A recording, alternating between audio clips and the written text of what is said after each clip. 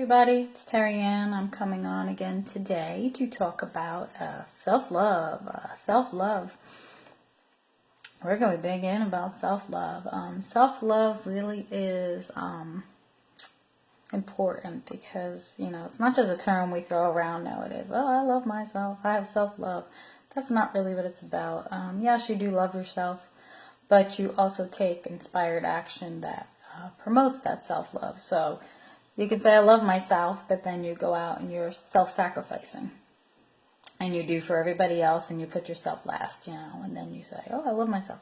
Well, no, you really don't love yourself then if that's what you're doing. Self-love is not just a term we throw around nowadays. Self-love and self-care go hand in hand. Yes, it's important to love your family, and yes, it's important to do for others, but you're your first main priority. If you're happy, everybody else is happy. You've heard that term before. If mama ain't happy, ain't nobody happy. And I know in my house, that's the way it goes. So learning to promote this self-love and self-care, it also goes hand in hand with what we have been talking about, the mindset work and the meditation. Meditation helps mindset work. So you work on that, and then you work on the meditation, and you start that, and then as you begin meditating, you start to hear messages, and as you hear those messages, you start to feel more connected to yourself, and then you're connected to yourself, and then you feel the self-love come in.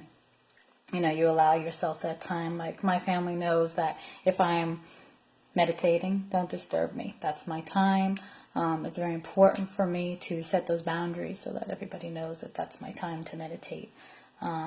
So part of promoting good self-care practices and self-love is important for you to be mindful. You want to know that what you want is important.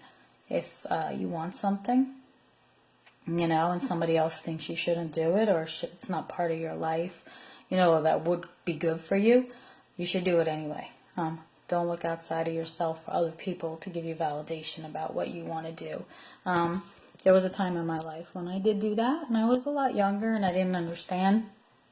And those people usually have your best interest at heart, trust me. They love you.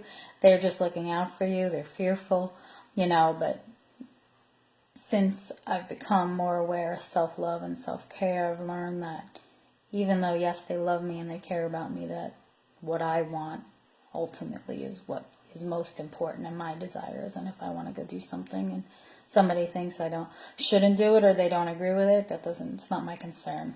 What my concern is what's first and foremost about promoting my self-love and self-care. So don't look outside of yourself for that validation. The second thing you should do is act on what you need rather than what you want. If you need something, speak it. People aren't mind readers. They're not going to get your message just by you not telling them. So really, they need to be told. If somebody's done something and they've crossed the boundary, which we're going to talk about next, but let them know. Otherwise, it's just at a loss. So set boundaries is next. This is a hard one for many people to say no. Me, myself included, it was very hard for me to say no, especially when my older sons, I have older children in their 20s, and when they were growing up, I was the first time mom at 21, so it was hard for me to learn. I had a lot of conditioned behaviors that I learned that I didn't necessarily align with me, and later on in life when I had my daughter, I learned differently. So I definitely parent her differently, but learning to say no is important. If you don't want to do something, don't do it. That's my advice. Don't do it. Not only will it benefit you, you'll feel better. You will have set those boundaries, and you'll learn that as you set these boundaries, people will respect you. So it's also important to stay away from people that drain you. If somebody drains you, just say no. Just like the commercial, just say no. You don't need people that drain you in your life. There's a lot of people like that out there that are unhappy and miserable, and they just want you to be unhappy and miserable, or they want you to be like them. So if they are like that, get them out. That's my biggest advice. Say no to anything that drains you. Next would be forgive yourself. Forgiving yourself is very important. We've all had things that we've done in our life that maybe we're not necessarily so proud of, but that we should forgive ourselves. Don't keep punishing yourself over and over. What's done is done and what's said is said. So move on and definitely forgive. That's very important. Intention. Intention is another big one. Intend to live a purposeful and meaningful life. What does this mean? It simply means that you see yourself living how you choose to live, doing what makes you happy. If it's moving, then move. If it's quitting a job, then quit your job. It's getting divorced, get divorced. It's whatever makes you happy. Yes, you have other people sometimes to take into consideration, and that's fine. But you're your most important person in your life. So do those kind of things. The next thing I want to talk about is how you can treat yourself to self-care and self-love. As you start doing these practices, you start to see there's a change in you and you can feel it.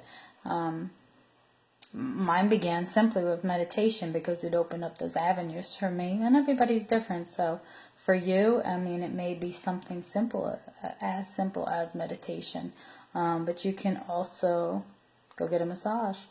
When you do, you feel so much better. It's whatever aligns with you.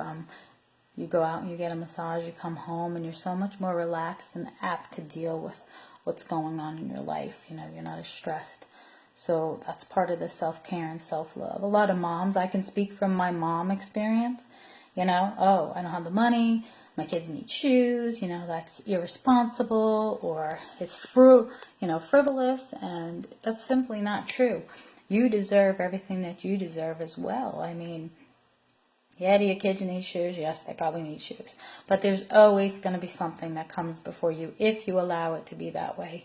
So that's my advice for you today.